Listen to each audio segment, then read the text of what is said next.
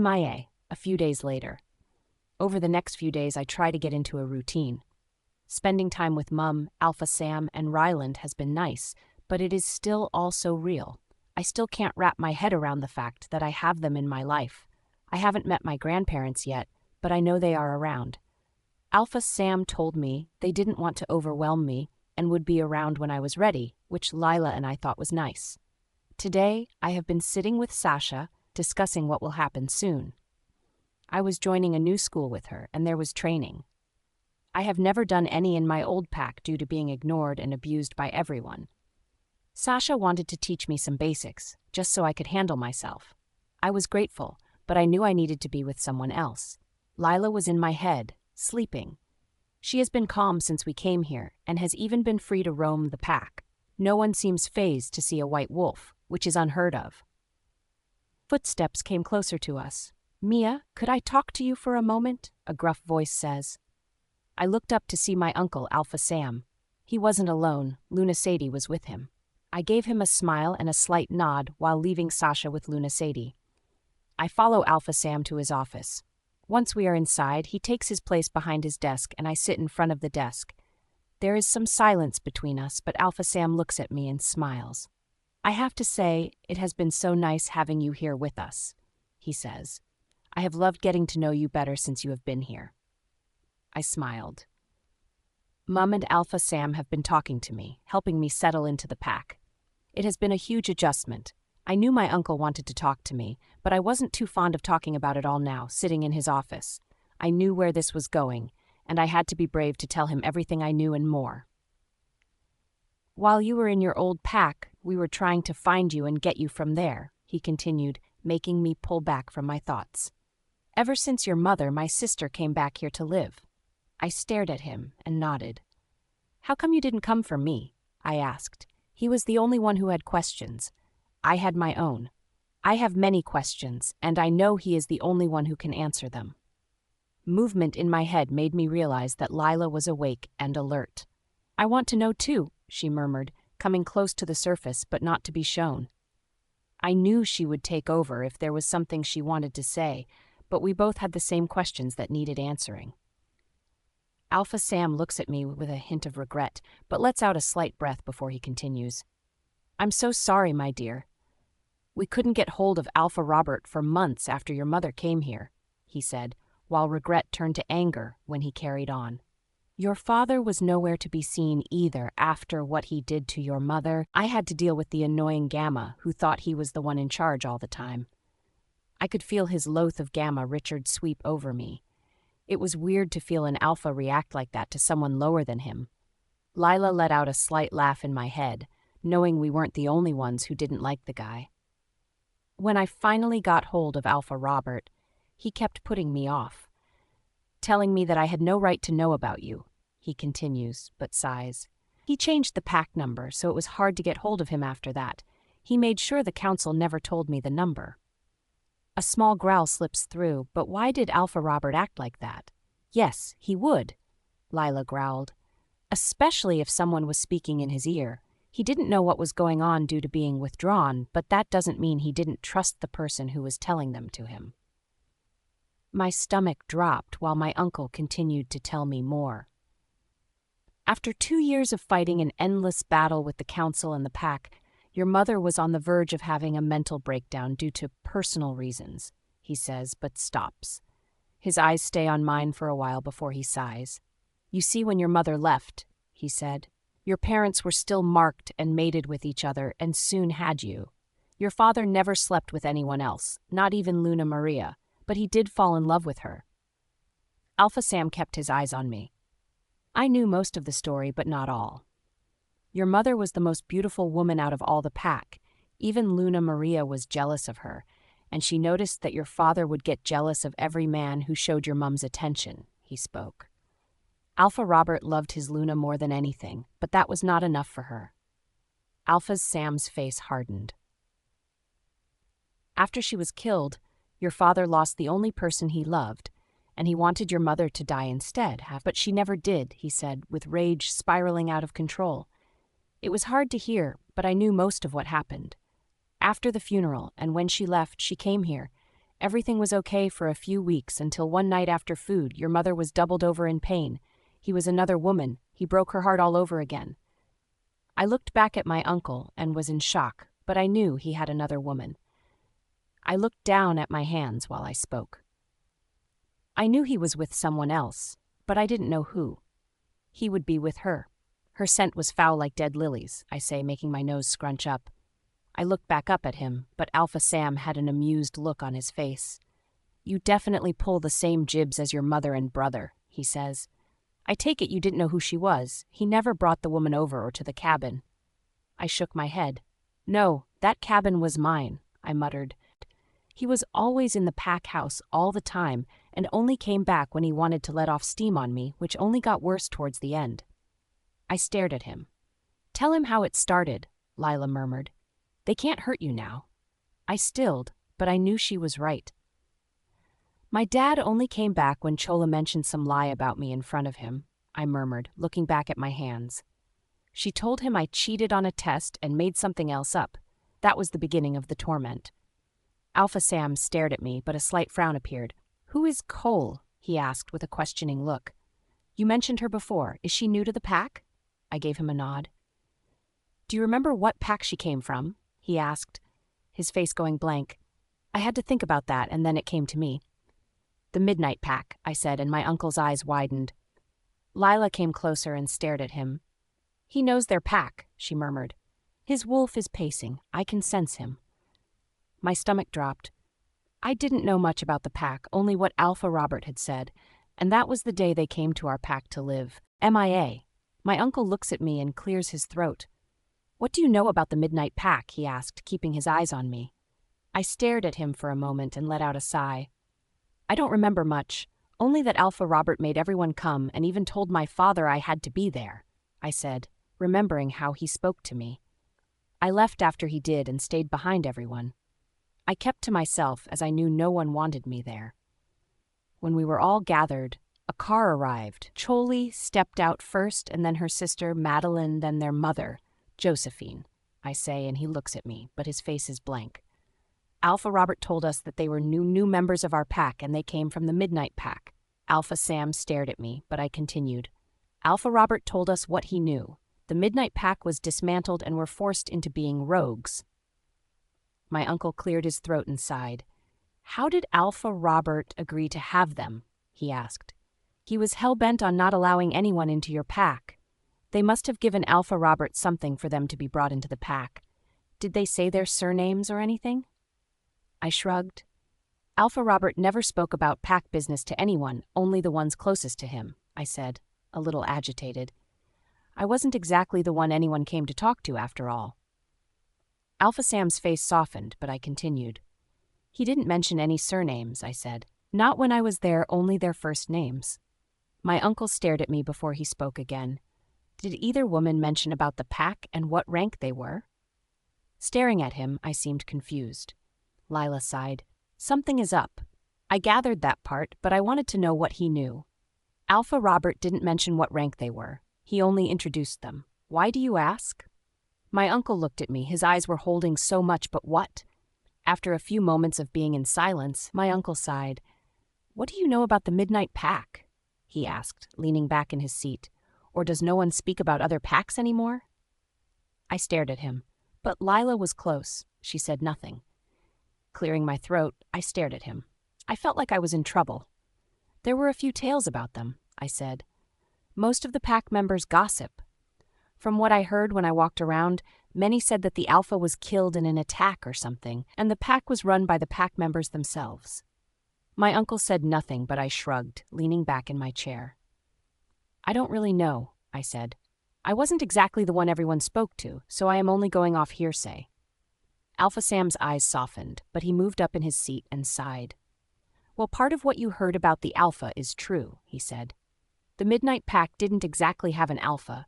He was killed by the Council for being untrustworthy about werewolves and his obsession with magic. He used to sell his pack members for potions to the Dark Witches. My eyes widened while my uncle carried on. He was that obsessed with magic. He thought the Witches would help him in his demons. Did they? I asked. Help him. Alpha Sam looked at me and sighed. I only know a handful who were that stupid to join his obsession, he said. Word got out from a few escaped pack members who were worried about their families. The council took charge and ordered his death. Did he cause a war? I asked, making my uncle nod. He did. The war raged through his pack. Many tried to stay out of it, but there were plenty of casualties. A council member killed the Alpha and made sure no witch was near the land. Alpha Sam stared at me for a moment and then carried on. The council placed the Beta in charge, he said, thinking that a new Alpha would cause more issues. They believed that the pack would hate having another Alpha out, and the Beta seemed to be more within their rights. He told them that he was the one running the pack, not the Alpha. The Alpha went about his obsession more, while the Beta was left dealing with all the important issues. Something about the way he told me this, there was more. Lila was still intrigued by the story. I have never heard or seen her this engrossed in something other than me. Her eyes were locked on my uncle. After everything was set in place, he said, everything resumed back to normal until a few months later when another pack member escaped and came to the council. This time, it had to do with the Gamma and Beta. I said nothing. I let him carry on. The pack member told the council that there was something going on between Beta and the Gamma titles. When the council members left, they only allowed Beta and Gamma families to stay in the pack house while other pack members lived in filth. My eyes widened. What do you mean in filth? I asked. My uncle looked at me and his face hardened. They were left to live around the pack in tents or houses that were abandoned after the attack on the Alpha. The Beta and Gammas lived like royalty while they suffered, he said. After deliberation, the council members asked for assistance in helping the pack. What do you mean? I asked, moving my head to the side. We were called in to help, he said, his eyes on me. My eyes widened while he continued. I had to go there with your grandfather to kill them. Most of the pack wanted to join our pack, which we allowed after we called the ones in question out. The other pack members who stood idle by what the Beta and Gamma were doing were given a choice to either be punished for the crimes with them or were forced to become rogues. What happened with the Beta and Gamma family? I asked. My uncle frowned. Well, that part is on the fence, he said. By the time we got there, someone clearly had told them what was going on because only the Beta and Gamma themselves were left, but not their families. I said nothing, but my stomach twisted in knots. To know more, I have to ask someone else to join us, he said, looking at me. Who the hell could that be? Alpha Sam looked at me and gave me a small smile. Luna Sadie was part of the Midnight Pack, he said. My eyes widened. I watched as my uncle's expression went blank. Lila moved in my head and sighed. He is mind-linking his Luna, she murmured. I think she will tell us more. Judging by what my uncle had said about her being a member of the Midnight Pack, she would know who the Beta family is and where they are. Part of me had a sinking feeling this was going to get a whole load worse. MIA. After a few seconds, Luna Sadie walks into the office. My darling, you wanted to see me, she asked with a smile. Alpha Sam looked loving at his mate. He held out his hand for his mate, and Luna Sadie walked over to him and grasped it. I couldn't take my eyes off them. Seeing an Alpha and Luna act this way was a rare sight. Luna Sadie leaned closer and kissed Alpha Sam on the cheek. She moved back up and sighed. Her eyes went to me while her lips curled up into a grin. Mia, she said, glancing back at Alpha Sam. Why am I here? She asked. Alpha Sam looked at me and then back at her. We were talking and I wanted to ask you something, he asked, which made Luna Sadie nod. Honey, he asked, do you remember the names of the Beta family in the Midnight Pack? Luna Sadie looks at him confused but nods. Yes, my darling. Why would you like to know them? They were bad people. Even their children were horrible, she says and looks at me, then back at my uncle. Alpha Sam's aura changed slightly, which made Lila come forward more. When she mentioned that, she said, he wanted to avoid bringing it up. I wonder why, I asked. We need to know, Lila said, which made me look back at them both. Please, honey, can you tell us? He asked. Luna looked reluctant to say their names. There was a slight change in her, but it was hard to read. What the hell did these people do to her? Luna Sadie cleared her throat and looked between Alpha Sam and me. The Beta was Richard. He was ruthless, she murmured, but her eyes met mine. He had a mate and 4 children who were also the same. Horrible people. Josephine, Madeline, Brody, Cole, and Charlie. I stare at her in shock. My stomach knotted when I let 3 of the names sink in. It can't be them, surely. 2 of them are in my old pack as we speak, and the other is long gone. Luna Sadie studies my face for a moment when the realization sets in. Her face goes white. "Which ones were at your old pack?" she blurts out in a whisper.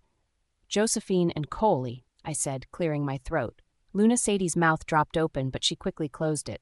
She looks like she's going to be sick. "Madeline was there, but she left a while ago," I added. After a short time and the shock subsides, Luna Sadie braces herself by placing her hands on Alpha Sam's desk. "Dear Goddess," she says, staring at me. I felt my stomach knotting up again, knowing she knew them, but it was the way she acted that had me concerned. Luna Sadie moved back and walked around the desk. She pulled up the chair next to me and sat down. She placed her hand in mine, but her eyes went to Alpha Sam. My eyes darted to my uncle, who looked concerned and hadn't taken his eyes off his mate. "I am so sorry to hear that you had to deal with them," she murmured, making me tense. I only had to deal with Chloe. I never had to deal with Josephine, but I did see her around. I kept out of her sight. There was something about her that gave off bad energy. Lila never felt comfortable either when she was close, but she never understood why. My eyes stayed on Luna Sadie. Feeling slightly confident, I cleared my throat and spoke. "What were they like in your old pack?" I asked, making Luna Sadie tense more. "They were the cause of our destruction," she said, but sighed. "Well, part of it, anyway, but that will be for another time." Luna Sadie leaned back in her chair and continued. "Beta Richard was a cruel man," she said, "and Josephine was worse. She was my age and was hell-bent on whoever would listen to her that she only wanted power. She never wanted a mate. When Richard and Josephine realized who they were to each other, it was hate at first sight. She didn't want him, and it was the other way around. He only had her when he wanted her. But she was known around the pack as the town slut," she said, rolling her eyes. "She would sleep around and didn't care about her mate. He was ruthless, and more so when she got involved in institutions that were due to her schemes. Josephine caused a lot of the issues we had towards the end. As for the children, it was like mother and daughter between Chloe and Josephine," she said, her face hardening. "As for the other daughter, Madeline only had one thing in mind, and that was finding her mate, and she never cared for anything else. Whereas Chloe followed her mother, she wanted to be in the thick of it all. I wouldn't be surprised if Josephine made her do things and loved it." A shiver rippled through me. If they were that ruthless in that pack, then why not in my old pack? They were more for tormenting and getting what they wanted. Nothing drastic. "What about Brody and Charlie?" My uncle blurts out, pulling me back from my thoughts. I forgot that Chloe had brothers, but the main question was why they didn't show up with them when they did. "What were they like?" My eyes went to him but moved to Luna Sadie, who seemed to be glaring at him. "Brody was a womanizing piece of crap," she muttered. "He followed his mother in all kinds of ways, even with the woman. He had different ones who were loyal to him, but he was always making someone's life a living hell.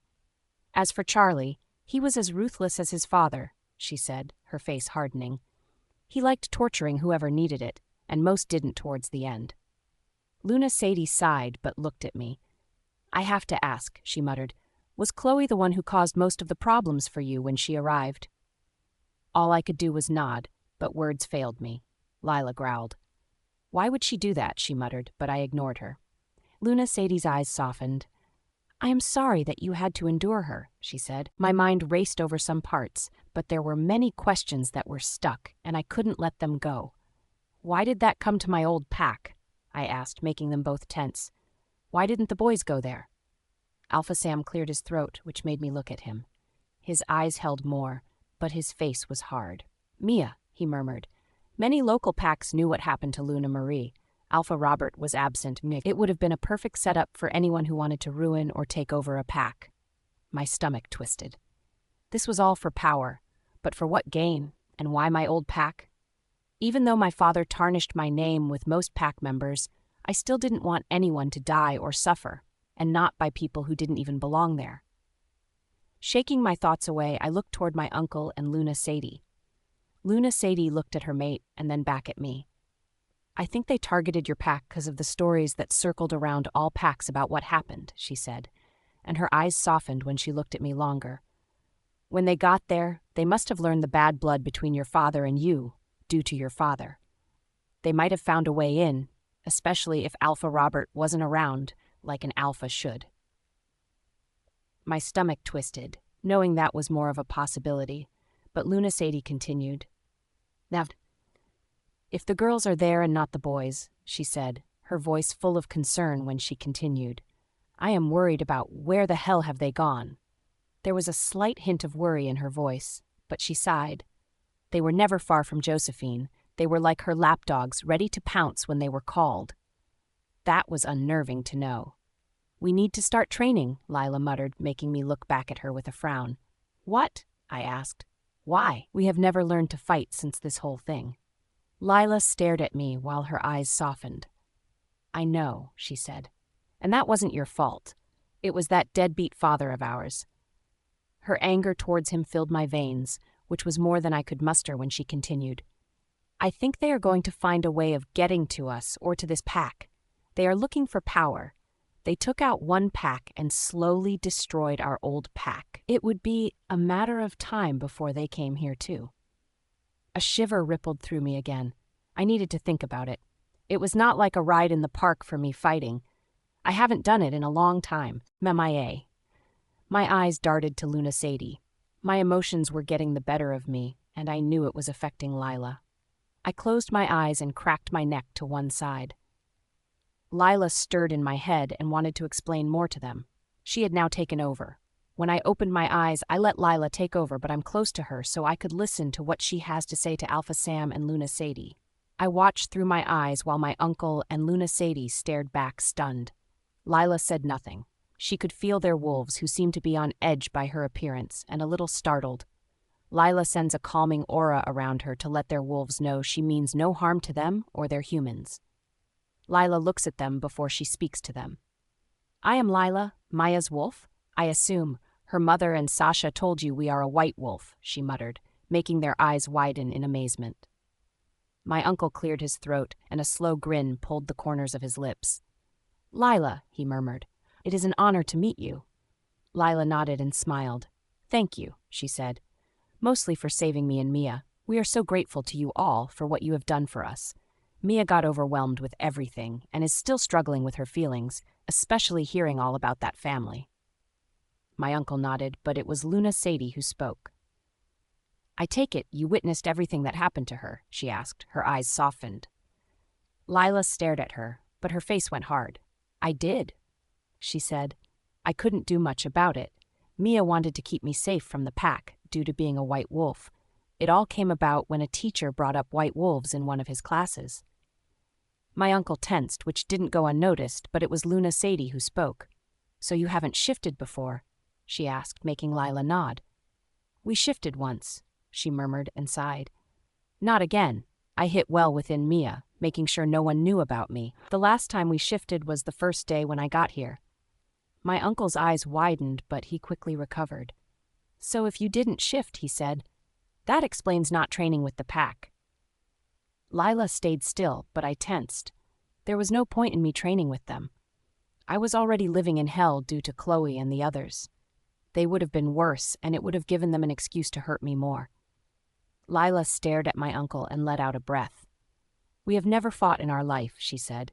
"Both Mia and I want to work hard, and I know Mia wants to do more than anything so she can protect herself." Lila sighed. "We need to show them my leg," I murmured, making Lila look back at me. "We need to show them what Dad did." Anger swirled around inside us at the mere mention of my father. That man would never come back into my life again, that was for sure. Lila looked back and stood. "Mia wants me to show you something," she murmured, looking between them before she lifted up my dress. My uncle's face watched her every move. My scars were now on show. Lila looked up when Luna Sadie placed her hand to her mouth to cover her shock, but Lila carried on. "These were because of my father and the bullies," she said, looking up at them. Both of them were angry, and a growl escaped my uncle's lips. Lila put the dress back down. She sat down and stared at them. "We don't want to be weak anymore, Uncle. I mean Alpha," she said, making my uncle's face soften at the mere mention of the word uncle. "I need to be stronger." My uncle smiled, but before he could say anything, Lila had more to say. "We want to fight, due to what happened with Mia," she said, moving her head to the side. "I was too weak to heal her, let alone protect her. But somehow she found the courage to protect me all through all this. I want to take that lead with her. I want to help her become more powerful. We need to be strong." "Please help us, Alpha and Luna," she says and stands up again. I watched in amazement as she took a knee in front of them and lowered her head. Both were in shock by her move, but she continued. "I will protect not only my human but the pack as well," she said, looking up at them. "We are already as one, but we want to fight and train as one as well." My uncle beamed while she spoke. "Your pack is strong," she said. "We will train with whoever you say, and we will start straight away. We are here to help and serve you, Alpha and Luna." I sensed some pride coming from my uncle when his eyes met Lila and mine. Lila vowed her loyalty to the pack and to my uncle and his Luna. We would fight to the death to be able to defend it. This pack is now our home. No one has treated us any differently, even though we haven't been officially part of the pack. Lila wanted to be here, and so did I. "We are with our true family," Lila said, looking back at me. "We belong with them. That's why I declared for us. We need them more than anyone." She was right, we needed them to help us.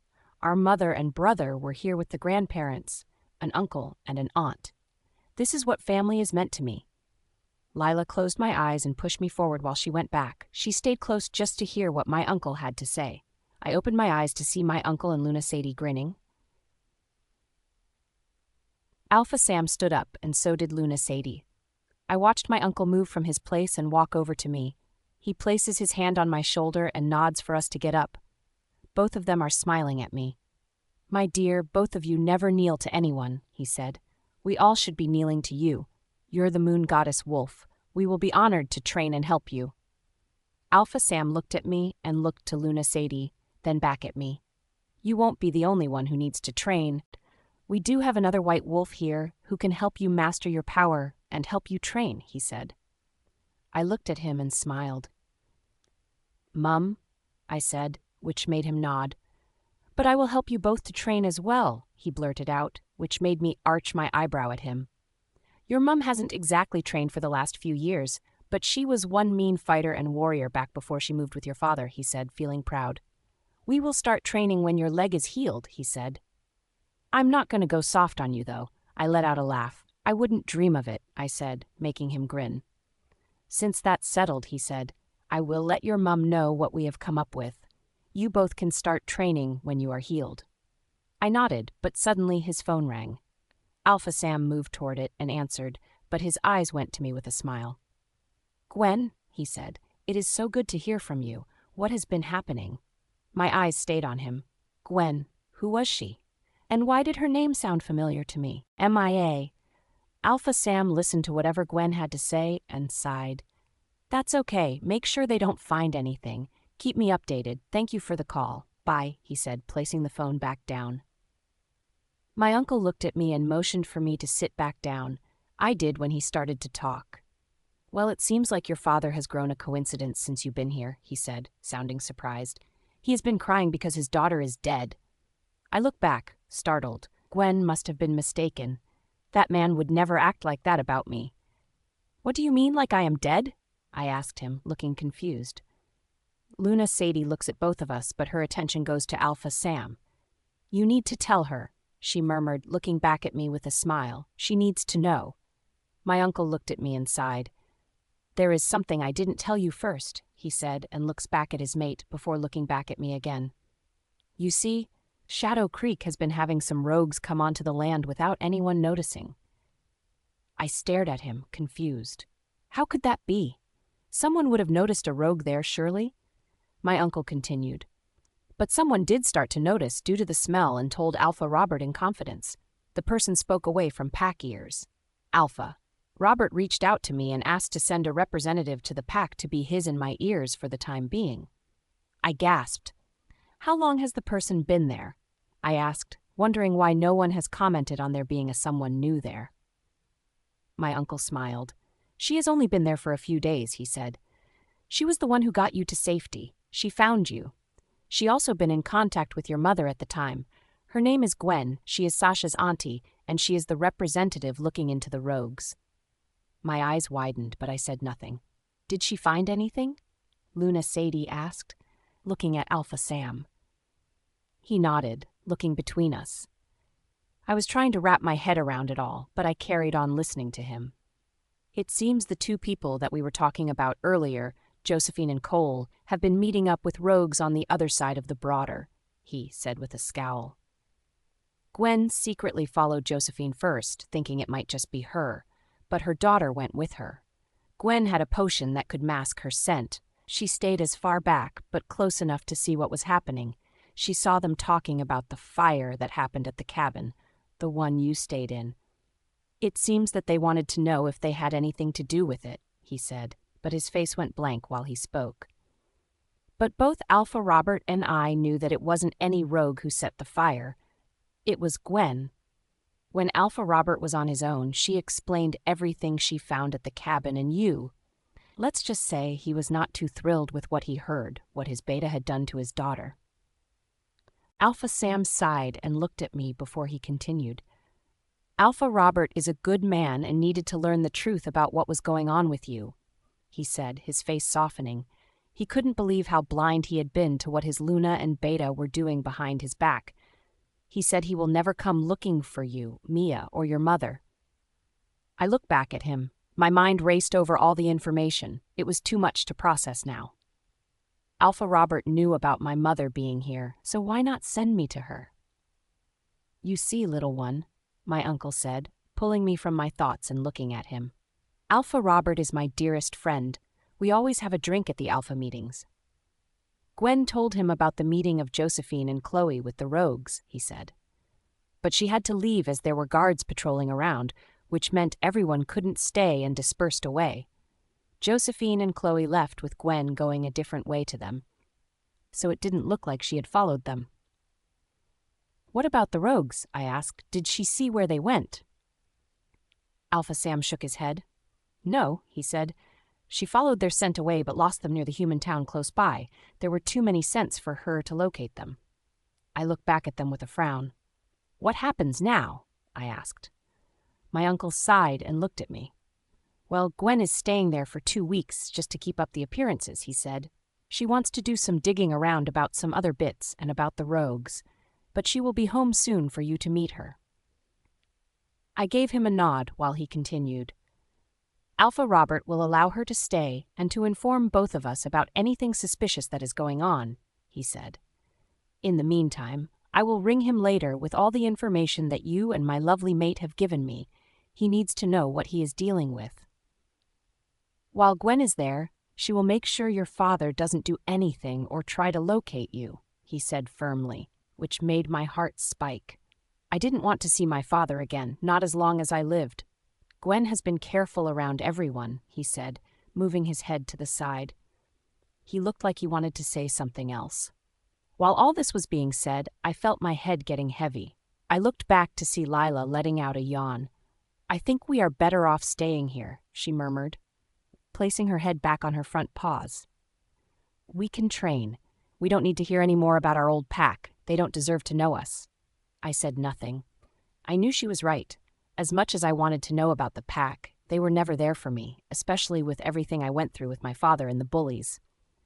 A yawn slipped past my lips, which I tried to stop, which didn't end well. Alpha Sam and Luna Sadie smiled. I think we should leave it here, he said with a smile. I have had your mother mind linking me every so often to see if we have been okay. I gave him a smile. I think I better go and see her, I said when another yawn escaped. Luna Sadie giggled. Of course, dear. I'm still surprised that you are still standing after everything you went through over the last few days, she said, but she looked at my leg. I looked down to where the bandage was. It was filthy due to shifting back and forth. There was also a slight bloodstain sweeping through. You need to change that, dear, she said softly. I watched her move and hold her hand to me, which I took. Come, dear, let's get you to your room, she said. I will send the pack doctor to you to sort that out. I nodded and moved out of my chair. "Your mum will be waiting for you there," my uncle said, which made me look over my shoulder at him with a smile. "Also, Mia," he said, grinning loud, "it is so nice to finally have you back with us." I smiled, but said nothing since the tiredness was already sweeping in. "Have a good rest now," he called out when I turned around. Luna, Sadie, and I walked through the office door and headed toward my room. We walked in silence for a moment when my mind was going over everything that was said, but there was thing I didn't know, and that was how my uncle met his Luna. "How did you meet my uncle?" I asked, making Luna Sadie look at me with a small smile. "When your uncle found me, I was placed in a house full of lost women who lost their families due to the ruthless of the beta," she said quietly, while we walked further but slowly. "Many men would take a pick out of us. They would either wanted us for the night or to kill us," she says with a hint of sadness. I felt bad for asking. "I didn't mean to," I said, sensing that it's really hard for her to tell me, but she shook her head. "It's not as bad as you think," she said, placing her hand in mine and giving me a squeeze. "My mother was there. She protected me as long as she could. Charlie came in and took her with him. She hid me behind her friend, who made sure I didn't say a word by placing her hand over my mouth. I could feel her pain. Clearly it was horrible. That was the last time I ever saw my mother again," she whispered. "I don't know what happened to her. But when it came to the night, word got out that your uncle was coming and the beta wanted no prisoners. He sentenced us all to death. Many of the women were dragged. Some escaped, I believe. A guard was dragging me towards the woods to kill me when your uncle shouted, 'Mate,' then killed the guard. He kept me with him all night till he brought me back here with him." Luna Sadie stopped and looked at me. "It was a horrific," she said. "But the women who escaped came here with us and even found their mates. It was destined that your uncle and I were, and he was the one who saved us." Thinking about what she said, she was right. My uncle saved who he could. It is hard to believe that the pack didn't stand a chance with a bad alpha and beta ruling them. Luna Sadie looked to the side and smiled, making me look to see what she was staring at. We were on my mum's floor and the door opened with my mother standing in it. She was smiling. Luna Sadie looked at me and smiles. "I am so happy that you are back with your family, Mia," she said. "I will see you later." Luna Sadie and Mum spoke some brief words before she turned around. But before I could let her go, I couldn't help myself. I hugged her. "You're our family too," I said softly to her. I felt her relax in my arms and moved away. Luna Sadie looked at me with a hint of tears there. "I know, my dear. Now you must rest," she says and gives both my mother and me a nod. I watched Luna Sadie walk away. When I turned around, I looked at my mother, who was staring at her sister-in-law. "She went through hell, like us, and she is now happy," she said with a hint of sadness, but then hope and happiness swept in her eyes. "But now we have you back with us." I felt my heart beat harder in my chest. I have never felt like this in a long time, not since my mother was back in the pack. "Come on," she said, shaking away her own thoughts. "Let's get you inside. The pack doctor will be here soon to check out your leg." I nodded and followed her inside. "Also," she said, with a hint of a grin, "can you tell me why my brother informed me that we are going to be training?" I let out a laugh and smiled. "I will tell you everything," I said, but a yawn escaped me again. "Yeah," she said with a sigh, "after you rest up and then we can talk." I didn't have it in me to argue with her. I looked back to check on Lila, but she was snoring in my head. That's what I was planning on doing for the next few hours until the pack doctor came to see me, Adian. Over the next few days, I kept myself busy and avoided everyone, especially Chloe. Every time she was near, my wolf Jake wanted to rip her apart. When I asked why, he would huff or get annoyed as if I knew why. I have been standing by the window in my father's office for the last few hours, wondering whether I should tell him what I had found. When Jake and I came back from the cabin's wreckage, I stayed in my room, wondering what the hell to do next. We both went back and got a sample of the blood that we found and got it analyzed, which was what we did. But when we went back, we weren't the only ones who were looking through all the rubble of the cabin. Well, 2 people were there. Chloe was one, which was even more surprising since she had a dislike for Mia, so why would she be there? Jake thought it was to make sure that she was dead, which seemed to make him angrier. I didn't confront her, mainly because she would have even denied being there or something. Every time I was with her, she seemed to be more stubborn and withdrawn. When our friends were around, she would pretend, but then she would leave me alone. There was also the fact that she was with her mother, Josephine, a lot, which was even more out of the ordinary. They were taking little walks around the area, which would be fine if they weren't too far from the borderlines. Some guards had seen them, but when they had got closer to inspect what they were doing, they were gone. I overheard some conversations with my father and them when I passed by his office. Everything seemed off, and I wanted to know more now. The second person who was in the cabin was the representative from the Dark Forest pack, Gwen. I stumbled up here being there when Jake wanted to go for a run. Ever since the fire, his runs would always lead us back to the cabin site. On one of those runs, we found Gwen staring at something. She didn't see us, but it was strange to see a completely strange person take an interest in what happened, especially since she didn't know Mia. My mind was racing wildly about everything. If anyone ever found out how I was feeling, they would question it, especially about how I treated Mia in school. We were once friends when we were little, but it feels like it changed overnight, and I don't even recognize either of us anymore. Jake was quiet in my head and asleep. He knew why we were here. I wanted to know some things, and I had to ask my father about them. The door to the office opened, which brought me back to the present, and I turned around to see my father walking in, wearing an odd look on his face. "Dad," I said, making him stop and look at me. His eyes met mine, which seemed to be far away. This is what it was like when I saw him, ever since Mum passed away. He has been the shell of himself ever since.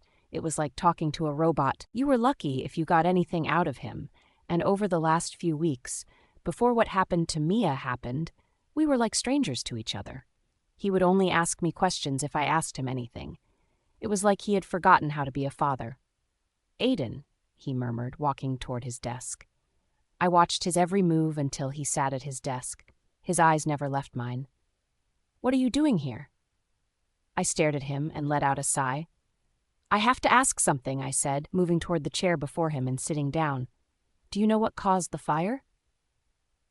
My father looked at me for a moment before he spoke to me. "Why do you want to know?" he asked. "As I remember and heard, you didn't even bother with Mia for a while." I kept my face neutral, but worried about how he would have known about that. As if he could read my mind, he spoke again. "I have eyes and ears," he said with a heavy sigh. "And everyone in this pack likes to gossip. And you, Adian, are sometimes at the center of the conversation, especially when it comes to that Chloe girl." My father stops, but leans forward, placing his arms on the table, and stares at me. "I have been in my world," he continued, "but I had good reason to be. I lost my mate. Do you know what it is like to be completely broken when the person who you thought—" My father paused, leaning forward and placing his arms on the table, staring at me. He stopped himself and leaned back again into the chair. My father seemed on edge, but I couldn't work out why. "I know what it is like to lose someone," I muttered. "I lost Mum. I also lost her." My father's eyes softened at the mere mention of the word Mum, but hardened slightly when he talked to me again. "Mia was the one who helped you through that, if I remember," he said, giving me a questioning look. I said nothing, knowing that it was all true. Mia would stay with me when I cried, or even when I wanted to talk about Mum. It was hard to bring her up, especially when my father was around. Even though he was in his own little world, as they put it, the mere mention of my Mum would break him completely. There were times when a doctor would have to sedate him. My father stood quiet for a little while, his eyes on me. I looked at him for a moment, but looked at my hands until he spoke again. "The gas started the fire," he said, making me look up at him. "We can't work out if it was deliberate or not." I frowned. "What about the blood?" I asked, making my father's face hardened. "Whose was it?" "Mia's," he whispered, which made my heart sink. The atmosphere in the room became thick. Knowing the blood was Mia's was hard to hear, but it still didn't help that there was nobody. My eyes stayed on my father's, who seemed to be in his head again, but I needed to ask him. "Was there a body?" I asked, which got my father's attention. His eyes held more, but there was something there I couldn't read. "We don't know," he said with sadness in his voice. I knew this was hurting him. We looked, but it was hard to find one in among the whole rubble. The entire area was reduced to ashes. I said nothing but leaned back in my chair. This has to be the most me and my father have ever spoken to one another in a few years. Well, we speak to one another, but nothing personal at least. "How are you doing?" I asked, wondering about him. "Are you sleeping?" My father's face softened. "I'm okay," he said with a faint smile playing on his lips. "And as for sleeping, I am managing." I nodded. "What about you?" he asked. "Before the fire, did you enjoy your birthday?" I smiled. "Yeah," I said. "I didn't find my mate, but Darren did. They seem to do well since they have been together every day since they found each other." My father nodded, but I could see the sadness form again. I had to change the subject, but he looked at me for a moment. "So Chloe isn't your mate?" he asked, which made me shake my head. "No." My father stared at me. "That's good to hear," he said. "I would have made you reject her otherwise." I stared at him, feeling slightly confused. "Why would you?" I said, but he spoke, which cut me off. "I found out that she has been seen with rogues," he said, which made me shocked but also angry. "Aiden, what do you mean she has been seen with rogues?" I asked, my curiosity piqued as I leaned forward in my chair.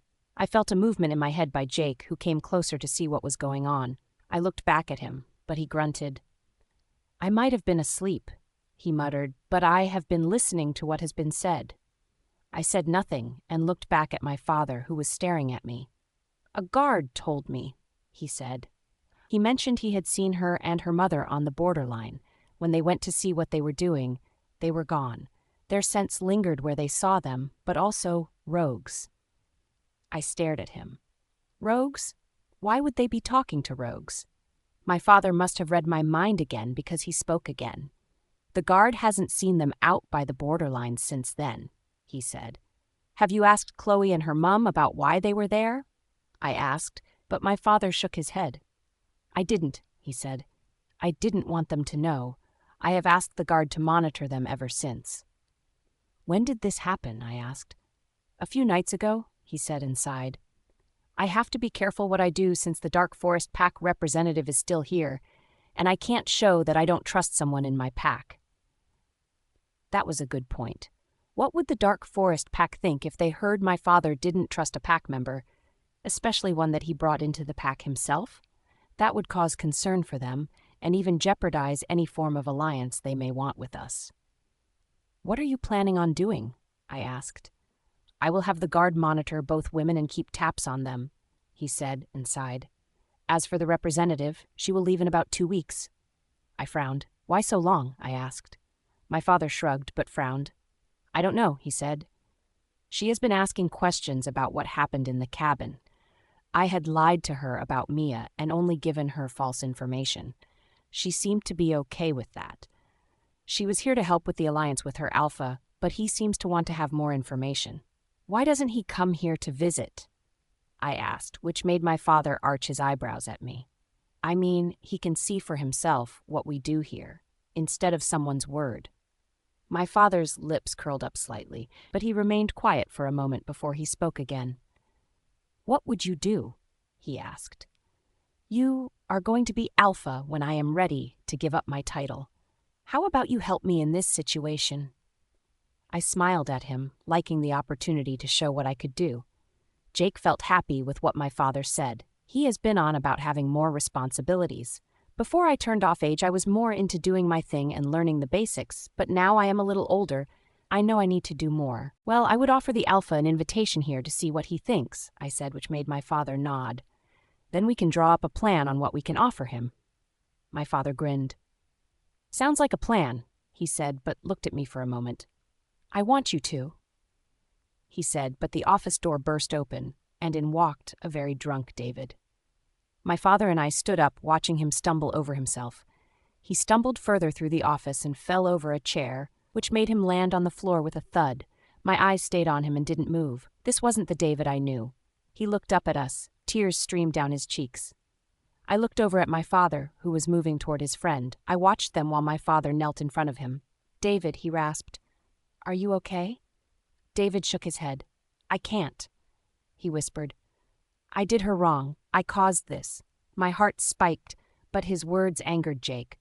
He moved closer and watched what was going on. You did nothing, my father said, reassuring him, but David shook his head but said nothing. David moved and placed his hand in his pocket. He pulled out a miniature bottle of vodka. I watched as he opened it and knocked it back in one gulp.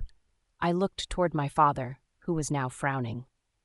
David's drinking has always been an issue over the years, but it seems it has gotten worse. But I don't know when. The man was like a ghost when I was around. He would leave to go home or do something my father would ask.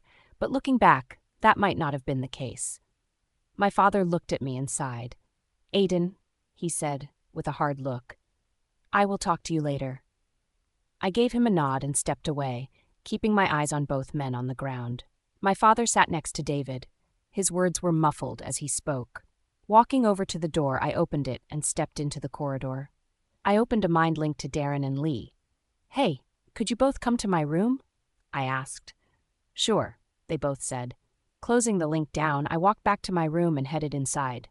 Knowing my father and I talked, I wanted to do more for myself when it came to this pack. Part of me wanted to know more about Chloe and why she was near rogues. There was no reason for her to be anywhere near them. There was a knock on my door, and it opened, with Lee and Darren coming in. They both walked over to the couch and sat down. They looked at me, and I told them what my father and I had talked about in the office. I even told them what I had found in the cabin. After I told them everything, they sat there with their mouths open. But Darren closed it and frowned. If Mia was bleeding, he said, looking between us. Does that mean she... He stopped himself from saying the last part. The pain in his eyes meant he was thinking about what everyone else was thinking. My father said there was no sign of a body, I said. That could mean she got out or something. Darren stared at me, but it was Lee who spoke. I think we should let it go about Mia for now, he said. I am more curious why Chloe and her mum were with rogues. We haven't had an attack, but why would they be talking to them? They know the pack rules. Lee was right. The pack rules about rogues stood that no one should have any contact with rogues or be associated with any. There have been some changes over the years when it came to this one, but the only way a rogue could join our pack was to come to the alphas himself, and that was a long shot. Shaking my thoughts away, I looked at my best friends. I think we can do our own investigation, I said, making them both nod. One of you can follow Chloe to see what she does. If she finds you, we can ask someone else we know. There is no point in following Josephine since my father's guard will be more on her back. They nodded. It was a start for us. Mia may have been gone, but I wanted to change for the better and be an alpha that everyone needs and wants. I want to learn more about what happened to her, but that will have to wait. What now? Lee asked, looking between us. How about a run? I asked, which made Jake jump up and down. Maybe your wolves can find something Jake and I couldn't. They nodded and moved from the couch, while I turned and looked out the window. Everything was now changing. No one would know what we were doing, and we could keep this a secret. Just hope we find answers soon. MIA. 3 weeks later. 2 weeks have flown by so quickly. The first couple of days were weird, as I had to stay off my leg due to catching a new infection in the cut my father did to me. I had to have it reopened and stitched again. I was on antibiotics for a week, which meant I couldn't train with my uncle or mother till I was better. Everything here at Dark Forest Pack has been a whirlwind experience after another. I spent most of the time getting to know my mother again, and also my little brother. We learned a lot about each other. I started my training with my mother and uncle last week. It has been tough, but I feel great about it. In the next few weeks, Lila and I can work together on some training too. She has been present at my training session, which has helped, and we also trained together in human form, which resulted in my uncle being flown across the training field yesterday. It was quite amusing to see an alpha land on his ass, really hard. My mother and I tried to control our laughter, which was probably the hardest thing we had ever done. 2 days ago, we got word that Gwen would be returning back home today. Alpha Robert has said that the rogue situation has been dealt with, but when Gwen spoke to my uncle later, She told him there is more she wanted to tell us, since Alpha Robert has been keeping secrets with a few pack members, including Aiden. For the last few hours, I have been sitting in the library with Sasha. My uncle mentioned that I should look up some of my history, including about my wolf, since she is white. So, Sasha and I have been looking at some books about the white wolf and my history. Ever since my mother and I have been training with my uncle, we have been showing more signs of being more powerful, our strength being one of them. We are a lot stronger and faster than most wolves. Lila yawned in my head, which brought me back to the present. I looked at Sasha, who seemed to be getting more frustrated by the second. There's nothing in this book, she says, while slamming the book close and throwing it back on the table. It landed with a thud, which made me close my book and look at her. I sighed. Same here. I said, looking at her, Are you okay? You seem more on edge today. What's up? Sasha looks back at me and sighs. I really can't wait to see my auntie, she said, keeping her eyes on me. It's been too long. The last time I saw her was when she dropped you off at the motel. We didn't even have a decent conversation. Lila moved in my head and got closer. The way Sasha talked about Gwen meant more, but it was hard to figure out what. Shaking my thoughts away, I smiled at her. When my uncle mentioned Gwen coming home, Sasha didn't stop talking about her, and even told me that she was the one who saved me from the cabin that evening and got me to safety. I really wanted to thank her. When is she back? I asked, but she has been blank for a moment, which means someone was mind-linking her. I waited till her eyes met mine, and a huge smile stretched across her lips. Now, she said, moving up in the chair. She just pulled up in the drive. Come on, let's go and see her. While I got up from my seat, Sasha got another mind link, which was short and sweet, telling her to take me to my uncle's office. We left the library and headed to Alpha Sam's office. When we arrived at the office and walked through the door, I walked behind Sasha, who made a run towards someone. Auntie, squeals Sasha, running to the red-headed woman with green eyes which were wide looking at both of us. Sasha flew into a hug. I have missed you so much, she says in a whisper, but I caught it. After a few seconds, Sasha pulled back and smiled while Gwen nodded. Her eyes moved to me in smiles. This must be Mia, she said. I'm so happy to see you looking so well. It is nice to finally meet you. Gwen walked towards me with her hands stretched out for me to take, which I did. I look at her and smile back. It's nice to meet you. Sasha explained everything to me that happened, and that you got me out of the cabin. I want to thank you for saving me, I say as my cheeks flamed slightly. Everyone watched us, but I took her hand and shook it. She pulled me into a hug, which startled me at first, but soon I relaxed. Pulling back, I smiled when I heard another voice come from somewhere. Gwen is a family friend, says my mother. I nod, but look around the office to see Alpha Sam, Luna Sadie, Sasha, and my mother all looking at me. Lila was close by, but stayed quiet. She seems to do this a lot lately when I am with my family. I do it because this is all new to you, she murmurs, which makes me look back at her. She gave me a nod while she continued. You deserve to know your family. Besides, they can meet me when they are ready. I said nothing, but looked back at Gwen with a smile. I am glad to hear, she says with a smile, but looks around the room. Well, shall I tell you what I found out, she says, looking at Alpha Sam, who nods while motioning for everyone to sit. Please tell us, he murmurs. Gwen takes a seat but guides me to the seat next to her. We wait for everyone else to find their seats. I look at Gwen, who starts to tell us what she has found. Well, you all know most about Josephine and Chloe, she said. Since I caused the fire to the precious cabin, Alpha Robert knew it was my doing. He somehow figured it out. I didn't tell him much, only that I got you to safety. Gwen looked at me and continued. I couldn't help but notice her face hardened. Mia, he knew that you were being abused by your father, she says, which makes my stomach drop slightly. Lila growled loudly in my head, not liking what was said. The mere thought that the man who never showed any interest in the pack would know about what my father was doing to me stung a little, but he was somewhat of a friend to my father. I keep my eyes on Gwen while keeping a straight face. I didn't want anyone to know what I was feeling or thinking. Suddenly, a loud growl echoed around the room, which shook the walls. What do you mean he knew about her abuse from her father? My uncle growled loudly. which sent a shiver right through me. MIA. Gwen looks toward my uncle and nods. He knew for a while, she said, while turning to face me. Her eyes softened while she continued. It seems your father came to the office one day with blood on his hands. He told the Alpha that he was dealing with a prisoner. Gwen moved slightly in her seat, while Lila came closer to listen to what else she had to say. Alpha Robert didn't think anything about it, but when you didn't show up to the ceremony, as it was an order by himself that everyone should show up, and you never came. He put two and two together. My stomach churned at her words.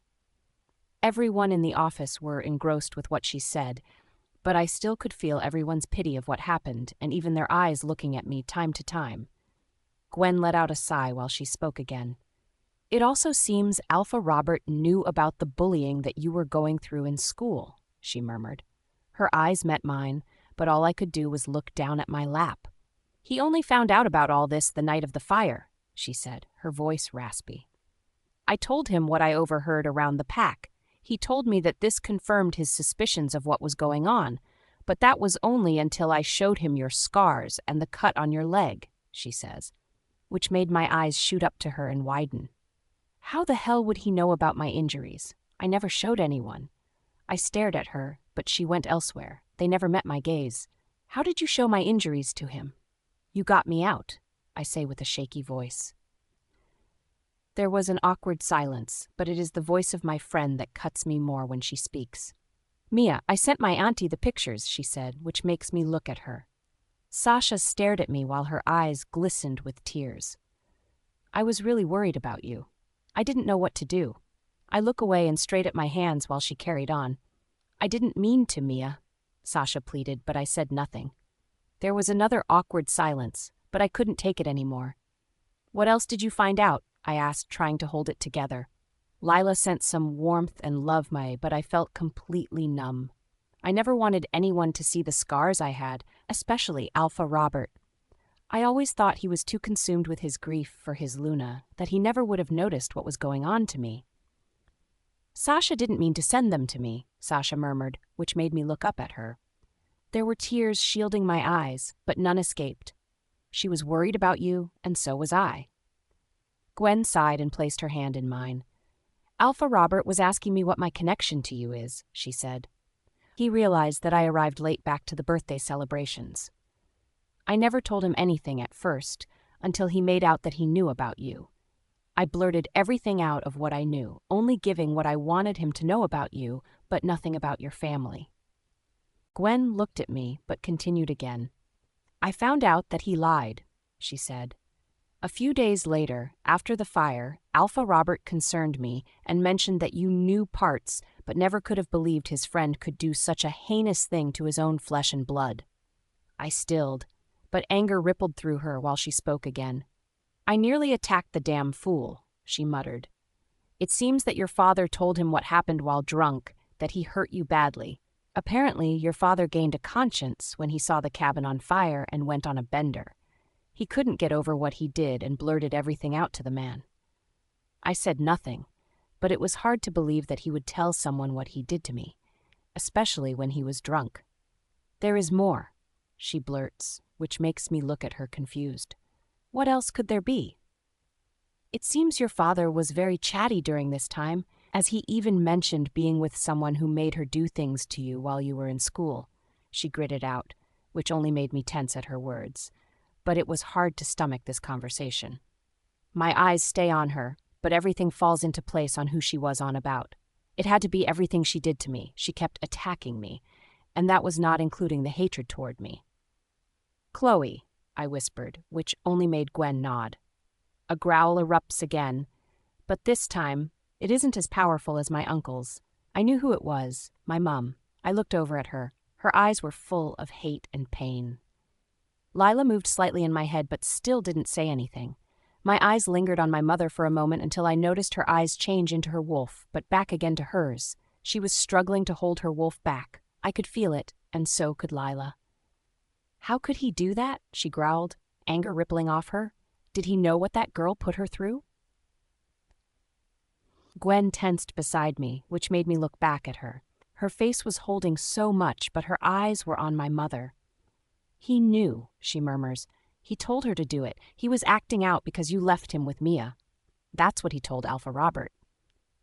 Gwen keeps her eyes on my mum for a moment until she looks back at me.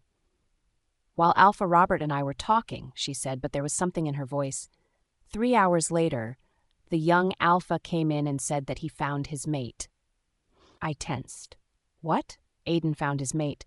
That should have been good news, but why was heartbreaking slightly? Mia, Gwen whispered. The young Alpha walked in with someone and was happy to announce that Chloe was his mate. Alpha Robert said nothing, but there was something. I want to be sick. What the hell? I couldn't listen to it anymore. Without saying anything, I moved up from where I was sitting. I noticed a few people move out of their chairs and call out to me, but I ignored them. I dashed from the office and headed out of the pack house. Aiden and I may have been together before, but that was long gone after all the bullying started. But there was a huge part of me that wanted him to be a major part of my life. That was never going to happen now. Looking back toward Lila and gave her a pleading look. Please take over, I murmured, and without saying anything she did. She shifted and ran toward the forest. My mind was running wild with everything that Gwen had told me, but I knew there was more to this. But I couldn't take it anymore. Knowing that Alpha Robert knew, or even had a link about what was going on, he still didn't help me. No Alpha should let a pack member feel like that, and he did. Even with a link, he should have reached out to me, or better yet, done more for my father's problem, but he never did, and no one did. All I want right now is to clear my head and try not to overthink anything, which will be hard when there is so much information to process. Emma. When Mia ran out of the door, I wasn't too far behind her. I called out to her, but she ignored every one of us. I stood rooted at the top of the steps of the pack house, while my eyes stayed on my daughter running off and straight into the forest. My wolf whines while my heart breaks for her. No child should have gone through what she had, and it was all due to her father and that damn pack. If I could, I would wrap her up in cotton wool and protect her, but I know it is a fool's errand. She is a strong, powerful wolf. It showed in her training with my brother, Alpha Sam, and me. I have never seen anyone in all my years take down his wolves like Mia and her wolf did that day. It was the proudest moment, and also hilarious to watch a full-grown man being tossed by a woman, let alone by his niece. After that training session, my brother was amused, even if his echo was bruised too, but he didn't show it to her. He pulled me to one side to tell me that she may be the most powerful white wolf he had ever since, which made me, the wolf, feel proud. Our family is well known for what wolf we stand for, especially since we are created in the image of the moon goddess herself. All women from my family have been white wolves, but no one has ever proven to be powerful until Mia. Why did she? Sasha asked, which made me pull from my thoughts and look over at her. I shook my head, which made her stop before she could even carry on. Placing my hand on her arm and gave her a small smile as I spoke. It is everything happening all over again for her. Her friend, who she thought she loved and believed in, has turned his back on her all over again, I said, looking back to where Mia had run off too. Nobody spoke, which made me look around until I landed on my best friend, Gwen, who was the one who brought her back to me. I think Lila is hurting too, I murmured. She knows something, but I don't know what. Lynx has tried to reach out to her through the bond, but Lila has blocked everyone up. They all stared at me, but it was Gwen who spoke. Her face softened slightly, but it comes out more tense than it should. There is more I have to tell you, she said, making everyone look back at her, but I think it is for the office and not for all to hear. My brother cleared his throat, which made us all look at him. Let us all go back into the office, he said, which made us all turn around and follow him inside while he continued. As for Mia, I think my sister is right. She has been through more than enough, and going over what has happened has set her off slightly. One of us can tell her when she is ready to listen to the rest of Gwen's conversation. My brother opened the door to his office, and we all walked inside, reclaiming the seats we had taken before Mia ran out of the office. Once we were all sat down, there was an airy silence between us as we waited for Gwen to speak. Part of me wondered what else there was to tell us. I didn't know what the pack was doing or what they had to say. I was only here for Mia." "I think Chloe and Josephine are up to something," Gwen blurted out, which made me look at her. Her eyes wandered to all of us. "How so?" Luna Sadie asked, but her face was blank. My brother mentioned she knew these people, but never elaborated on what she knew. Maybe she would be able to tell us more, but there was part of me that didn't want to know. Gwen clears her throat, which pulls me back from my thoughts. I gave her my undivided attention when she spoke. "Well, one evening, they met rogues on the border," she said, which made me tense. But I tried to keep my calm as she continued.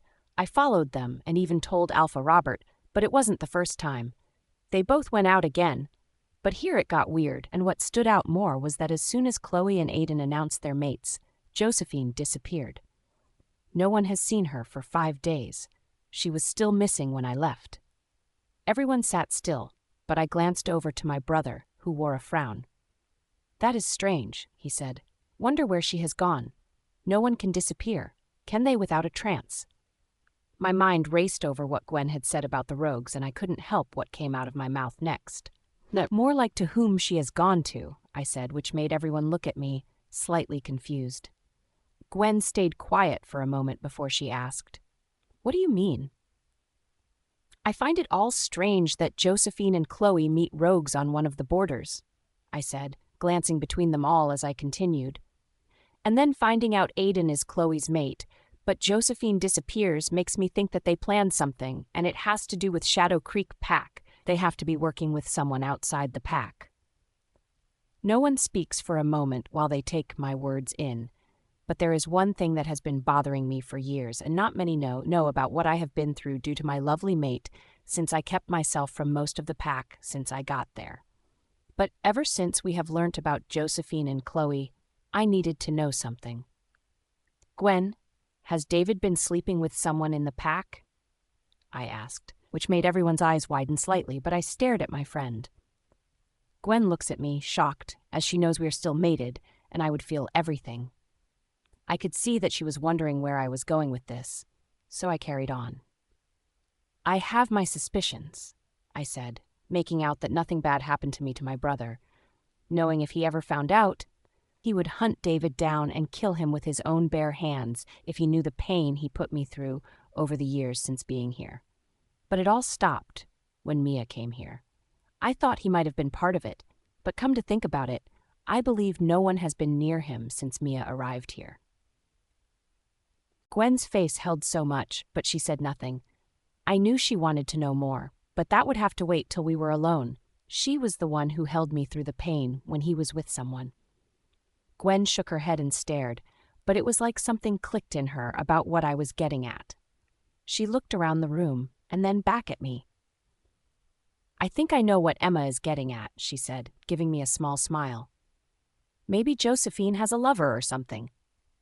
I opened my mouth to speak, only for my brother's mate, Luna Sadie, to say something that made us all gape at her words.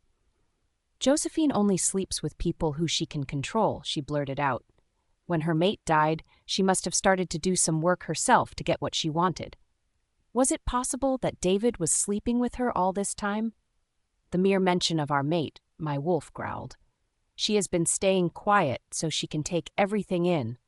But when it comes to David, she would like nothing more than to cut his duck off and feed it to whoever he has been with."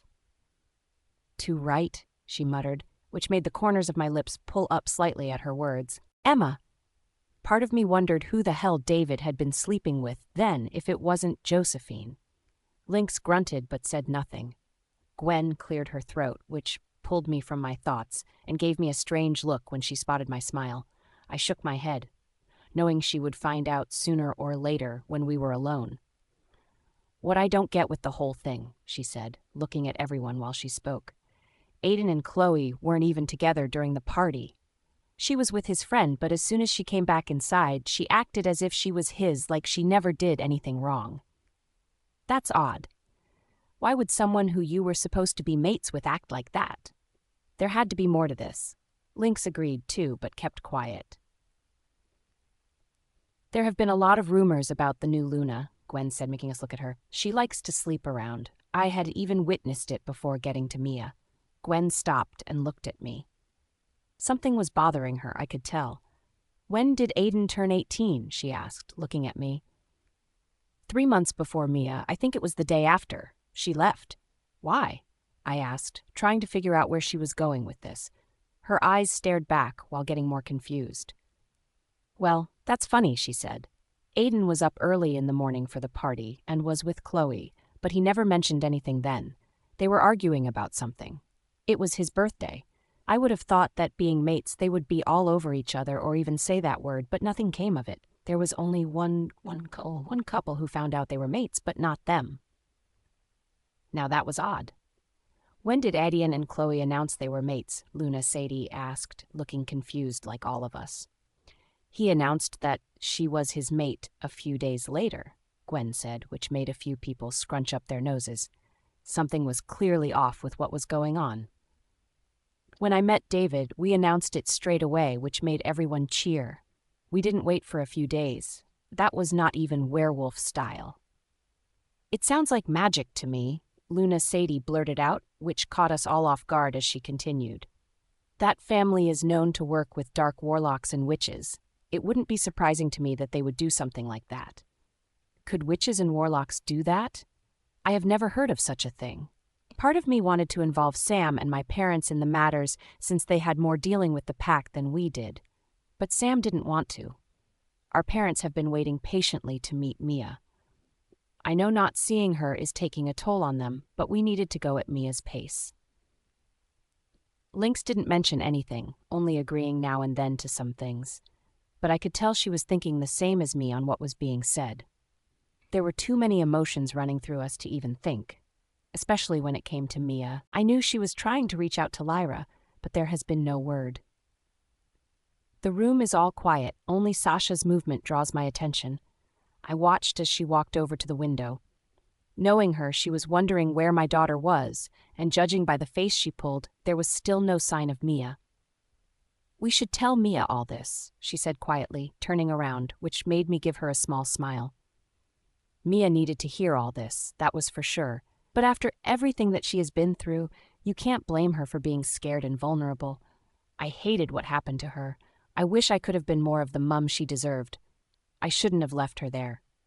"We will," my brother said softly, which brought us all back. I looked over to Gwen when he asked, "What about Alpha Robert?" Gwen's face hardened when asked about Alpha Robert. I had my own reasons to be on the edge about this man, and that was what had happened to me during the time I was there. He should have handed over the pack to someone if he couldn't have handled what he was dealing with. Sounds harsh, but there was a lot more going on within the pack that he realized and even missed out on. "Alpha Robert didn't seem to care," she muttered, which only confirmed my own suspicions. "He locked himself in his office all the time. His food was sent to him, and he even slept in the damn room too." "I only knew him to do that when Luna Maria passed away," I said, "but he may still be the same since I left. I never wanted to know what was going on within the pack, only if Mia's name was mentioned, which was very rare as time went on. The more I think about it, the more I wonder if anyone noticed the drastic change in Mia. When she came here, she was so frail and skinny. There was not much of her, just skin and bones. Surely, someone noticed. Or were they so hell-bent on following people who are not in control to help? Everything boiled down to what happened to me when I thought about the park. No one helped me either, not even my friends I met at the pack when I arrived. They all looked the other way. "Why don't you trust him?" Alpha Sam asked, which pulled me from my thoughts. I looked at my best friend, who looked like she was about to explode. "Well, a few things," she said. "Whenever I wanted to see him, he avoided me. I had to deal with someone else. That was only for a few days. When I did get a chance to speak to him, he had brushed everything off and told me that he would deal with whatever I reported to him when he could." Gwen looked like she had smoke bellowing from her ears as she continued. "He also told me that I was to report to Adian on any further matters," she murmured, as a low growl escaped. What the hell? Gwen had to go through Aiden. He wasn't the official channel that Gwen was hired for or to work with. Alpha Sam made sure that she was there, mostly to find and retrieve Mia, but also to find information about the pack that we could use. Whatever she came back with, it was going to make or break the alliance we had with them. And if we couldn't get Mia, my brother was all set on going to war for her. It was set when there was no word about her from anyone, not from Alpha Robert or whoever he placed in charge at the time. Every time Alpha Sam called, he would get the brush off from whoever it was, which angered all of us. When it happened 3 more times, he was ready to explode and kill whoever was on the phone. No one was in the room when he asked except me, since I was the one who could deal with his aura. Luna Sadie could have, but wanted to stay out of it until she really needed to calm him down. He also lied to me about knowing about Mia and her abuse, she said, which pulled me back from my thoughts. That last part got my attention and everyone else's, even Lynx, who had been close by, through the entire last part without saying anything. Emma. Gwen looked between all of us and continued with what she was going to say. He didn't mention it till I showed him her injuries and scars, she said, pulling a face. He went pale and sick. He didn't know about the bullying either. Gwen let out a sigh while she continued. But I think I broke him when I mentioned his precious son and some of his friends were also involved with the bullying. He got angry and even denied his involvement. He did, though, have suspicions about Chloe and Josephine, but when I asked him what he thought, he told me that I didn't work for him and he didn't have to tell me. We looked at her, slightly stunned. I have never heard Alpha Robert act like that, being so blunt with information. If he couldn't say anything, then put it more politely. He knew I was there to help him, Gwen continued. Why not tell me what was going on? I could have helped him. Alpha Robert is a proud man, I said, making her look at me. I think he is trying to work out who is involved in the whole thing. He doesn't know who he can trust. If Shadow Creek Pack falls, we will be next, and we may have to help them. They all looked at me, stunned. But they knew I was right. I think they were targeted due to how weak certain members are, Gwen said, making me look at her. I knew where she was going with this. Anyone who came to the pack and looked around would see many pack members, including 2 higher-ranking members not being themselves. There could be a way for someone to take over. The beta being of them, he was beating and torturing both his mate and daughter, she continued, which made me tense at her words. He also had a drink problem. Gwen frowned and sighed. And don't get me started on the Alpha and his son, she said. They only think about themselves. All that Alpha did was tell me that they have more members than us and knew what they were doing. There was tension in the air, and Gwen looked toward me. Her face was hard. Why should we help them? She said, especially after what they did to Mia and you. I said nothing. Part of me wondered if I could help that pack after everything, especially knowing what I know now. They were never there for us. If they fell, it would be all down to them, not us. After everything they did to you and Mia, Alpha said, but I cut him off. I had to set the record straight, even though the pack was useless. There was only one who hurt me. Only David hurt me, I blurted out, staring at my brother, who looked at me with a frown. Mia had more hurt than I did. It will all be down to what she wants, not me. No one there knows I am alive. They all believe I am dead. No one said anything for a moment until Sasha spoke. What do we do? She asked, looking between all of us. There was one thing we could do, and I didn't know what they would think about it. I think we should call Alpha Robert and invite just him here to the pack, I said, making my brother glare at me, but I held my hand up. Please, brother, listen. If he comes here, we can tell him what we know. He needs to know more about that beta family than anyone, but we don't have to decide anything. We can leave that up to Mia. We could ask him to come here on his own. We could even say we have information he may find helpful. My brother looked at me. I could tell he was considering it. How are we going to get him here without anyone coming with him? He asked, while looking around at everyone. No Alpha would come alone. They always have someone with them. I looked at my hands. There was 1 or 2 ways. Say it is an emergency Alpha meeting that is being held here about the rogue attacks, and all Alphas are to attend, I said, glancing around while giving them 1 point. Or I can talk to him. They all gasped and looked at me. No way, Emma, you can't. What about David? Gwen said, I can't let you. Alpha Robert had been lonely, But also, he won't say anything to David, as you said he knows about Mia's abuse, I said, cutting her off and then pointing to the scar on my face. I could send a pic of this. That bastard tortured both of us. He either needs help or he needs to be killed for what he did to us. But Alpha Robert has a bigger problem than my of a mate, and we need to help him. I stared at everyone, and they all looked back, trying to think about whether it was a good idea. I think that might be a safer option, Luna Sadie said, which made me look at her. She smiled and continued, "We let Emma talk to him and let him decide what he wants to do." I look at my sister-in-law and smile. I knew she would have my back. "Shall we call him now?" Gwen asked, looking around while everyone agreed. Alpha Sam looks at me first and gives me a worrying smile. "I will talk to him first and then you," he said, but all I could do was nod. His face stayed on me for a moment.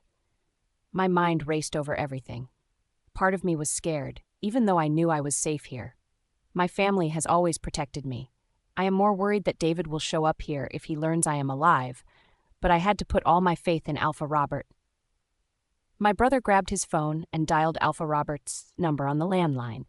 He places it on a loudspeaker for all to hear. All we could do was wait for him to answer, which seemed to take longer than it should. Emma.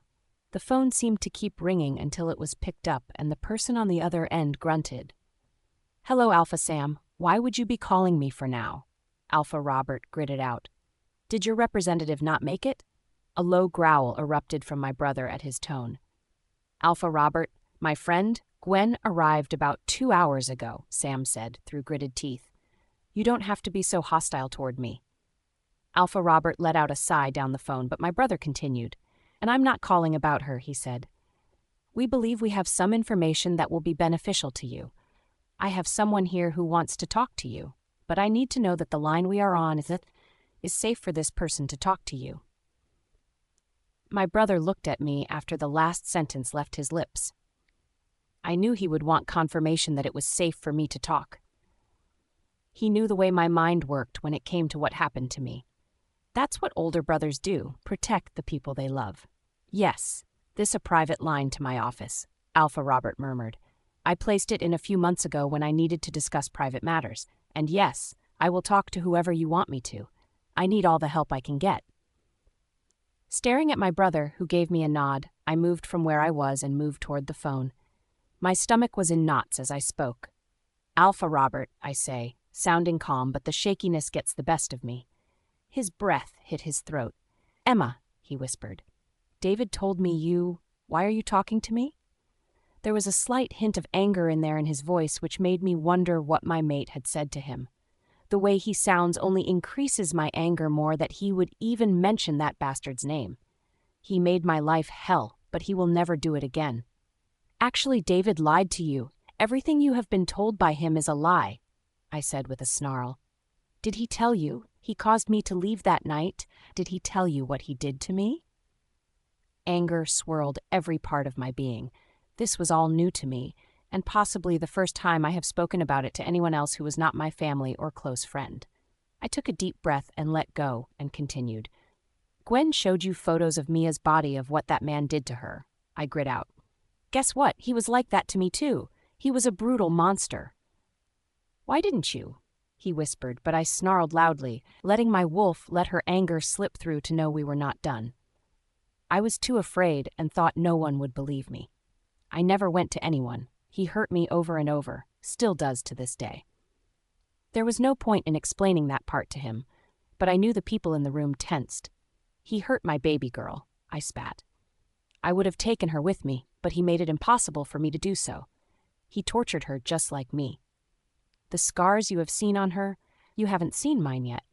I let out a breath while I looked at my brother, who seemed proud of me, which seemed to help me overcome what I was feeling before he rang the man. "Now, before you go saying anything else," I said, "there is a reason why I am on the phone talking to you. There are people here with me whom I trust. We want you to come to my brother's pack." There was silence on the other end of the line, but I continued. "Tell everyone there is an alpha meeting taking place. No beta or anyone to come, only alphas. We need to tell you what we know, and I have a hunch that you don't trust many people in your pack like you should." There was a slight pause from him, but after a few moments he spoke. I will be there tomorrow. Knowing that there would be no possibility of David coming here without someone killing him, I needed him to know. Also, I said, closing my eyes. Rob, please don't tell David that I am here. He must never know. You will know everything when you get here, about me, Mia, and more. Just make sure you are alone. I opened my eyes to the soft voice that comes through the speaker. No one ever calls me Rob anymore, Em, he whispered. I promise I won't tell him. I will explain more when I get there. I will leave my son in charge, he said and sighed. This whole thing with his mate, it's not real. What do you mean? My brother asked, which made us all confused, but Gwen gave us a knowing look as if she had already guessed. Well, my son Aiden noticed something and wanted to keep her near him, he said. He wants her to think that they are mates for the time being. He wants to figure out what's going on. Your son is one clever kid, my brother said, who looked at me and smiled. Does he know who his true mate is? Alpha Robert sighs again. No, he doesn't. But he is heartbroken about Mia. They were once friends before. I haven't told him about what happened to her, he says suddenly. I appreciate that, I said. There was a slight pause before he spoke, which threw us slightly. I'm sorry about Mia, he said. I looked at my brother, who shrugged. Well, I will be with you tomorrow. And Emma, he said. It's good to hear your voice again. I have missed it. I smiled. It is good to hear from you, I said. We will see you tomorrow. I can't wait. See you then, he says and clicks off. I looked at everyone and knew what had to happen next. We need to tell Mia, I said, glancing around. Everyone nods, and I start to move away and walk toward the door. I will go to find her, I said. I want to tell her before she panics. I think Lynx and I need to talk to Lila and her about other things, too. There were plenty of things that needed to be said to my daughter, things I have kept putting off for a while since she has been here. Gwen looks at me and grins. That's a good idea, she said, and looked toward Sasha, who was now smiling. I'm going to spend some time with my niece and nephew. I want to know what trouble they got up to in my absence. I chuckled and looked at Sasha, who had gone blood-red in her cheeks and avoided her aunt's gaze. I know what she and her brother Rex have been up to. They have been helping Mia and me train, but there are a few tricks and pranks they have played on people too, so I bet some of it has gone back to Gwen. Without saying anything, I turn on my heel and head out of the office. I needed to find my daughter and her wolf. As I stepped outside the door, I felt a hand on my arm, which made me look up to see my brother, who was smiling. I'm coming too, he said. I think we need to discuss our parents too. I nodded, but said nothing. There was a reason why we haven't introduced them to her yet, but I think it is about time she did, Aiden. These last 2 weeks have been a whirlwind for our pack. After my run with Darren and Lee, we stayed by the cabin for a while. I stayed by the trees while they searched the grounds, but they came up with the same conclusion as I did and didn't find anything new. We headed back to the pack house. That night, I was restless, and so was Jake. We were wondering what Chloe and her mother would have with rogues. They were sly as they come and never did anything for anyone unless it benefited them. The next morning, I went back to my father's office with Darren and Lee. My father came up with a plan, which I wasn't too thrilled with, since I had to act like I was completely in love with someone who I was starting to hate, Chloe. Before, we were together, but was never exclusive of being in a relationship. If anyone showed her attention, like Lee did on my birthday, she would sneak away and meet with them. I never wanted someone to be my Luna who acted like that. After learning about Joss Beheen and Chloe meeting rogues just outside the pack, my father and I wanted to find a way that we could get close and even act clueless to what they were doing, which is what we wanted them to believe. Even though it is far from it, the plan was to announce her as my mate, make her believe that I wanted her to be my Luna. I knew she would agree. She was always on about it before all this when we were in school. We needed everyone to believe that she was my mate. Only a few people would be in on it, and for now, it was going to be my father, Lee, and Darren. If Chloe or Josephine left the pack for any reason, we would have them followed. Darren was going to follow Josephine, and Lee would do the same with Chloe. My father did mention adding some guards at a later stage, but it was all on us for now. But nothing has happened as yet. When I asked Chloe to my mate, she screamed while her mother smiled. The looks on their faces, I knew this is what they wanted to hear. I told Chloe she was the only one I could see standing by the side of me when I take over. Jake grunted in my head, not liking the idea. He did eventually block me when he heard Chloe's voice. He hated the sound of her voice. It was like nails scratching a chalkboard. Shaking my thoughts, I watched as pack members walked away from the training grounds. Since I wanted to take more role of being the next alpha, my father suggested to train the pack members in the mornings while he got on with the paperwork. I agreed, and even asked Darren and Lee to help out more too, which they were more than willing to. I felt arms wrap around me and a scent taking me by surprise. It took every inch of me not to gag on. Her scent, but I kept my face blank and placed a fake smile on when Chloe came to the front of me. "Hello, my alpha," she said, placing a kiss on my lips. Jake growled but knew it was an act. Half of the time, we would have to let him run for hours just so we didn't have to have much to do with her. We knew she wasn't our mate, but it was what we knew about her that got us more angry and upset about her being with us. "Hey," I said while she pulled away. "Is it okay if I leave the pack grounds?" she blurted out, which made me stare at her. This was the moment we were waiting for, to find out where and what the hell her mother and she were up to. I said nothing for a moment, but she continued. "I wanted to go shopping to get some new outfits to wear since we will be having a few events soon," she said, which made me tense. Did she think she would be invited to those? My father told me she would be staying here while he attended them. He didn't need any other alphas to know who she was. "You don't have to get anything," I said, which made me grimace. "My father would be attending them, not me. I will have to stay here to watch over the pack. I have to show I am good enough to become the next alpha first before I attend any meetings." What the hell was I saying? I needed her to leave. Chloe's face hardened at my words, but I quickly recovered from asking her probably the most cringy thing a man could ever ask. "What about getting new lingerie?" I asked with a knowing smirk, pulling her closer to me. "Something I can rip off easily." Chloe's face softened slightly, while the corners of her lips curled up slightly into a grin. "Sure," she said, but her face changed again. "But your father should let you attend those meetings. You will need to know how they run, and I can meet the other new Luna too." I said nothing for a moment. This wasn't real, and I had to repeat it to myself. The thought of her doing that made my skin crawl. I wanted nothing more than to throw her out of the pack from the way she was acting right now.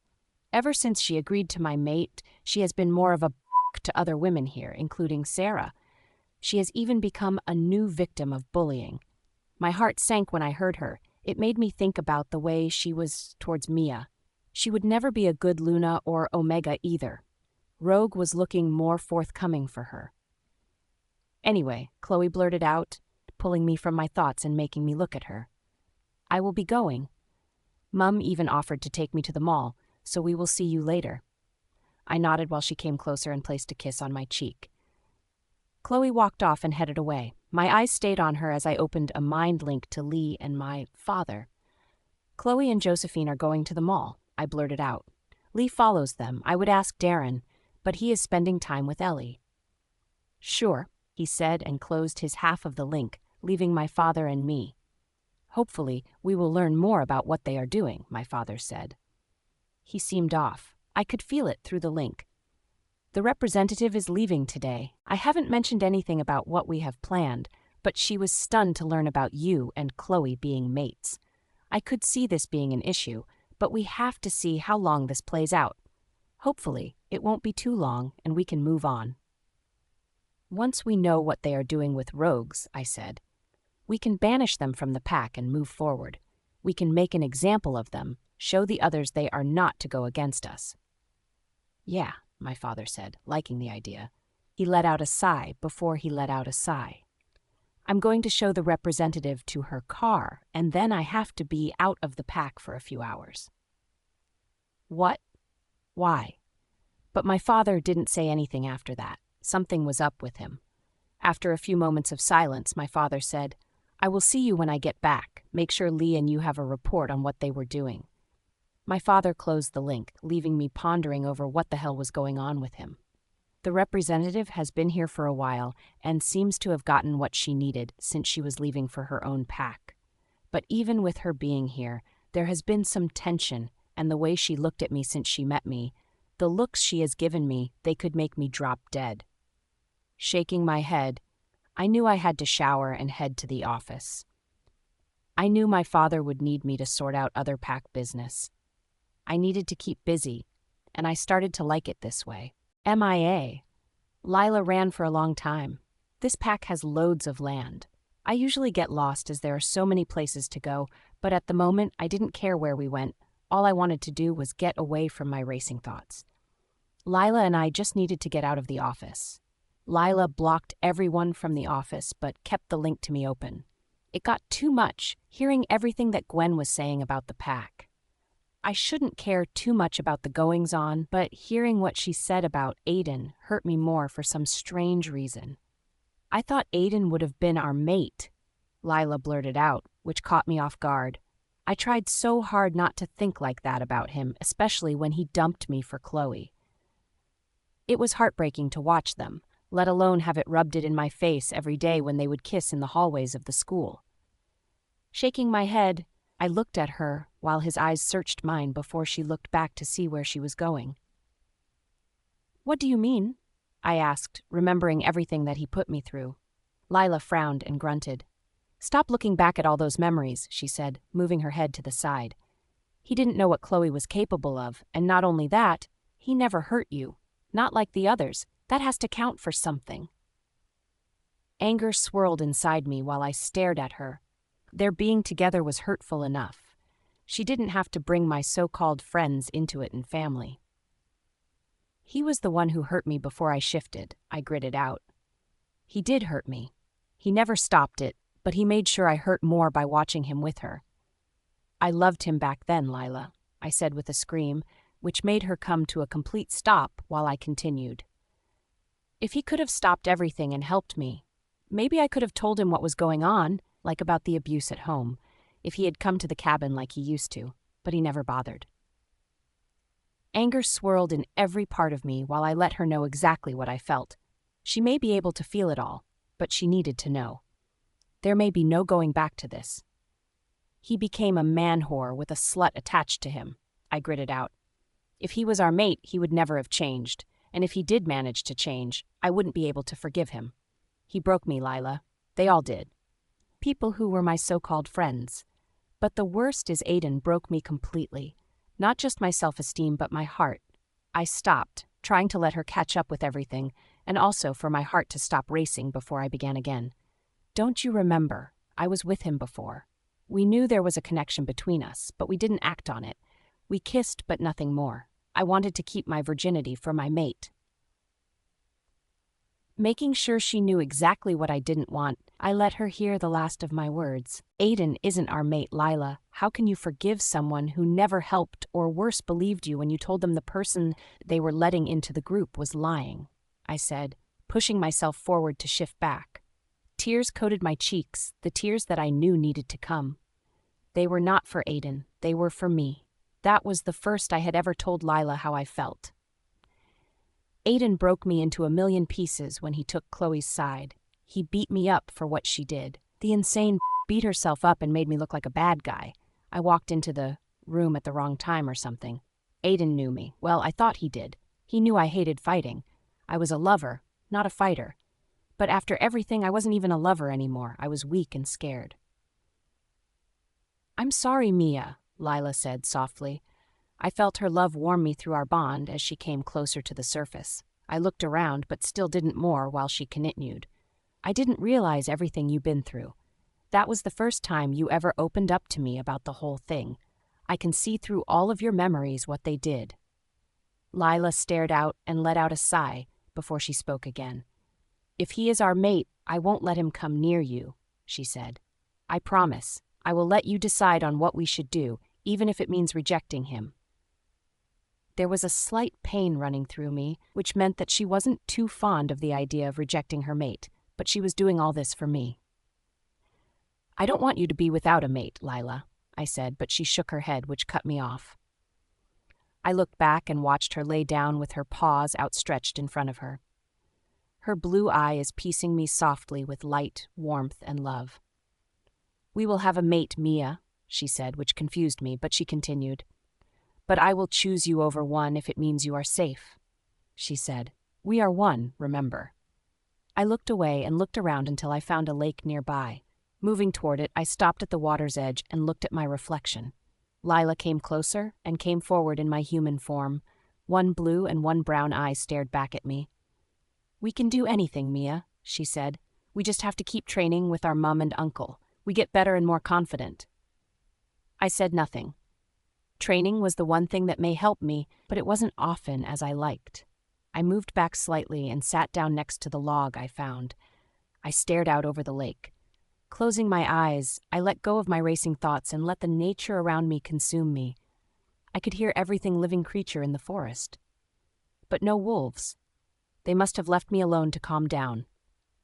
After what felt like hours, I opened my eyes and just took in the beauty around me. But after a little while, I walked alongside the lake's edge. I am in a complete daze, trying to figure everything out till I come to the border of the south side of the land. Stopping, I take in what is around me, but see nothing until there is a faint scent wafting towards me. It's not a rogue, but it is a wolf. I looked around, trying to find who it could be, and snarled when I saw a woman stepping out of the bush to the side that she had been hiding, but her head was down. She was looking at the floor.